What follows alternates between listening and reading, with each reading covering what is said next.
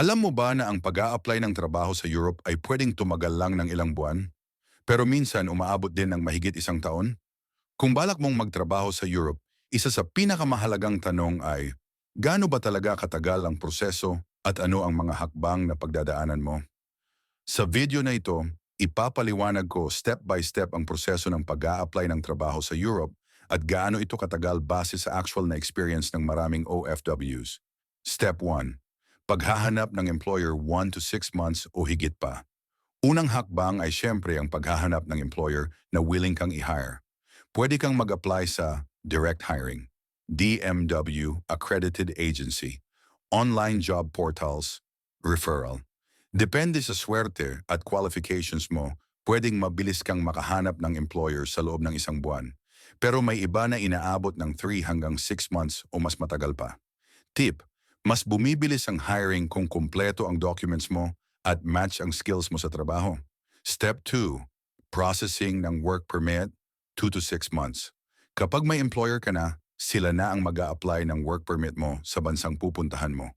Ito ang isa sa pinakamahabang hinihintay dahil dito i-check kung legal ang employer. Totoo ang job offer.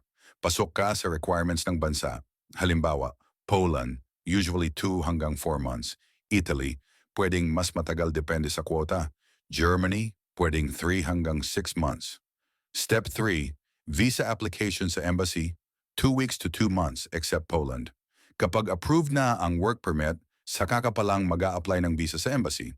Dito mo ipapasa ang passport, contract, work permit, other supporting documents, medical at biometrics kung kailangan.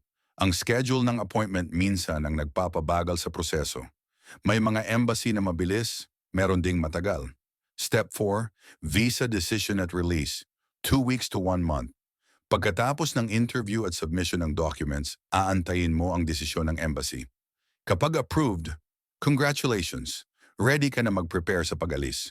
Kapag may kulang o may problema, minsan pinapa-relodge o pinapa-resubmit ang documents. Step 5, pre-departure at flight preparation, 2 to 6 weeks. Kapag may visa ka na, mag-aasikaso ka naman ng PDOS/OEC kung required. Plane ticket, accommodation preparation, final coordination sa employer.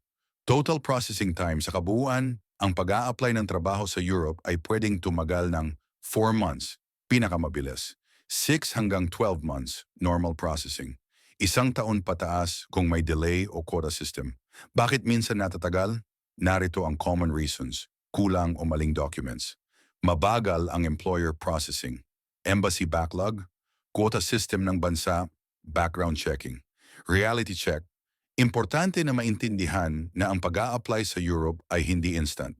Kailangan dito ng pasensya, tamang impormasyon, kumpletong requirements, at legit na employer.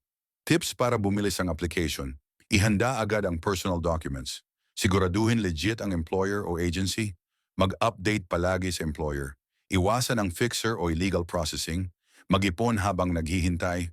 Kung plano mong magtrabaho sa Europe, tandaan, hindi ito pabilisan, kundi paghahanda at tiyaga ang susi para makaalis. Kung nakatulong sa iyo ang video na ito, please like, share, at subscribe or mag-follow para mas marami pa tayong matutunan tungkol sa legal na pagtrabaho sa Europe. At kung may tanong ka o gusto mong ibahagi ang experience mo sa pag-a-apply abroad, i-comment mo lang sa baba. Baka makatulong ka pa sa ibang nangangarap makapagtrabaho sa Europe. Kita-kita tayo sa next video.